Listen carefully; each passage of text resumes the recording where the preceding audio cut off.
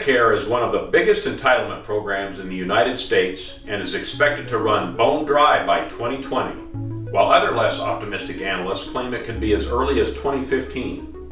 Whichever the case, Medicare is indeed in a dire situation.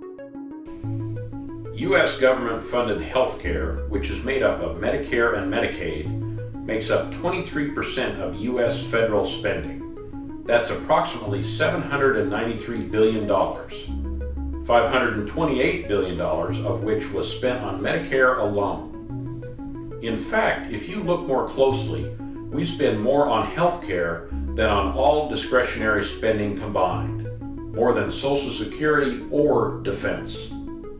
The total for federal spending in 2010 was $3.46 trillion.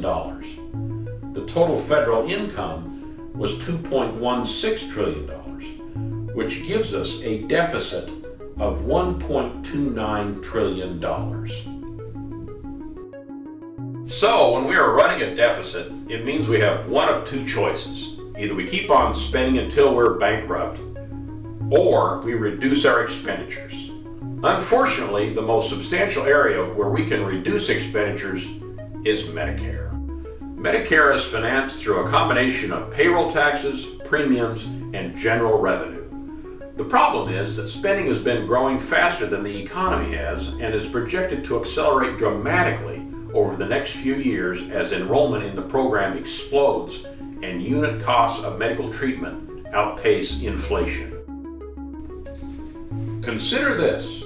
The first wave of baby boomers began to flood into the Medicare program in 2010 at the rate of 10,000 per day.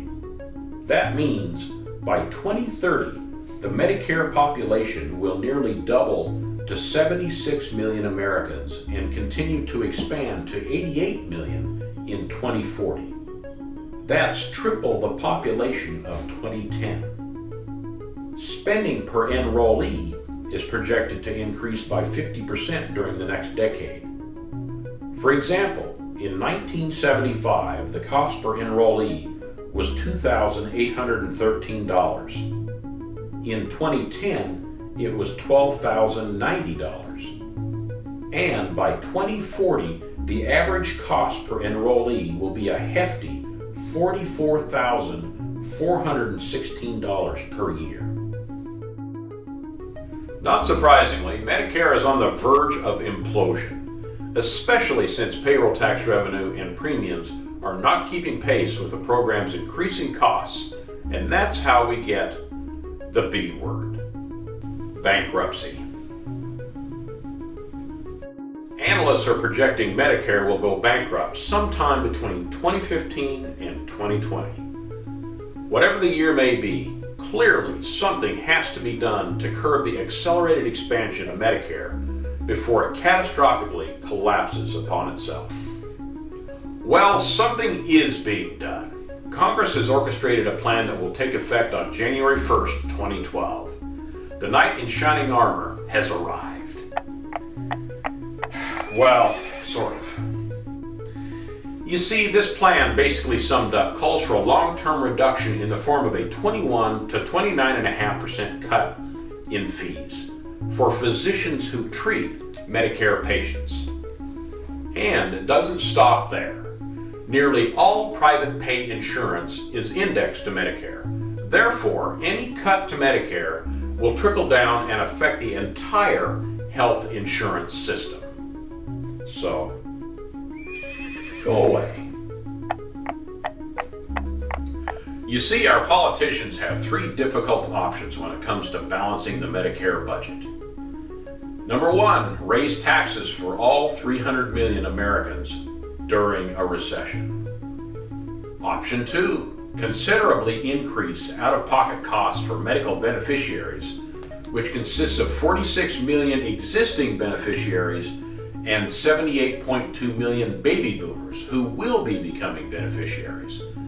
That's a total of 124.2 million Americans, or nearly 50% of the voting public. Wow. Or option three, simply reduce reimbursement rates to a mere 954,000 physicians who typically make six-figure salaries. It's a difficult choice, but if you don't want to be perceived as the bad guy and alienate a large constituency of voters, the choice is clear. Now that we have the pieces, let's put the puzzle together.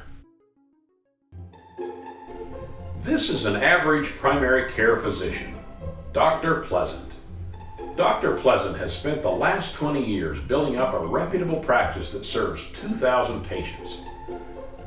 Dr. Pleasant's patients love and trust him, and in turn he loves his patients and loves giving each and every one of them the quality time and care they deserve.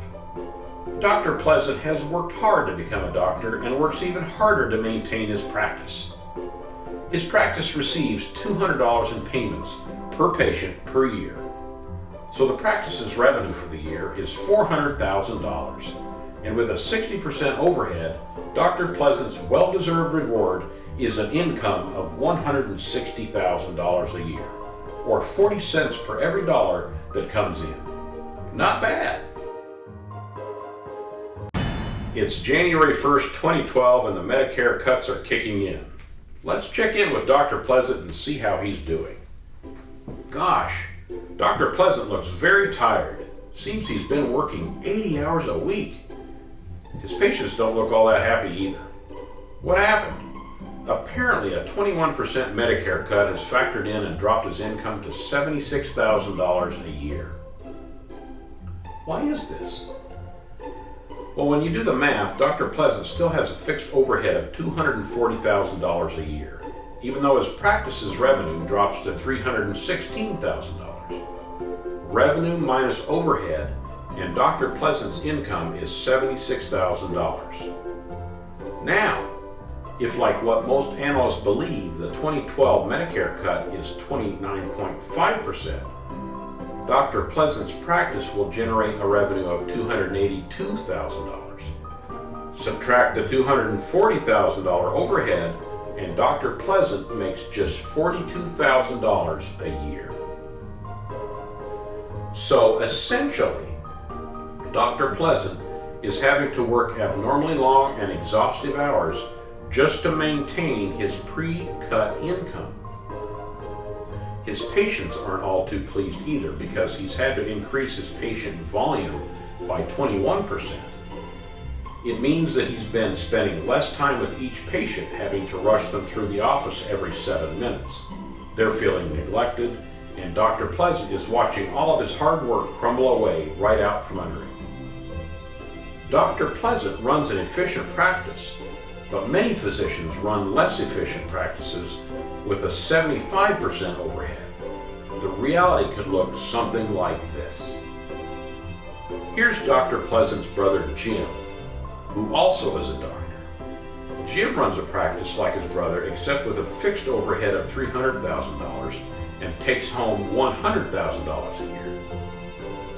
After a 21% Medicare cut, he's in worse shape than his brother. His practice's revenue is $316,000 minus his fixed overhead of $300,000, and he now takes home $16,000 a year. And a 29.5% cut means his practice's revenue will drop to $282,000 a year, leaving him with a very unhealthy income of negative $18,000 a year. Wow, that's not a crisis, it's a disaster. The 2012 Medicare cut is an awful and gut-wrenching prospect that gives us two undesirable results. Physicians will have to increase their patient base by 21%, give our seniors lower quality treatment, and work longer hours just to maintain their current salaries. Or physicians will opt out of Medicare altogether, leaving more than 100 million Americans stranded and neglected. This is clearly a lose-lose situation for both doctors and patients. Maybe they'll postpone the 2012 Medicare cut as they have 6 times in the past, but that would just delay the inevitable. It's such short-term temporary fixes that are causing severe instability that harms seniors, while physicians scramble to find alternatives to protect their practices from Medicare's volatility. Taking the passive approach and hoping the problem goes away as members of Congress deliberate is hardly a solution for physicians. So what can I, as a physician, do to protect my livelihood? There's a growing number of physicians who have found success in converting their practice to a custom-tailored, high-reward, low-risk, personalized model. Doctors have been able to establish an innovative practice that delivers quality care and retains their entire patient base. If you're a concerned patient and want to know more about the benefits of joining a personalized practice, go to www.signaturemd.com. And if you're a primary care physician and would like to know more about the benefits of converting your practice to Signature MD's personalized model, contact Signature MD today. Before January 1st, 2012, stay informed and get prepared.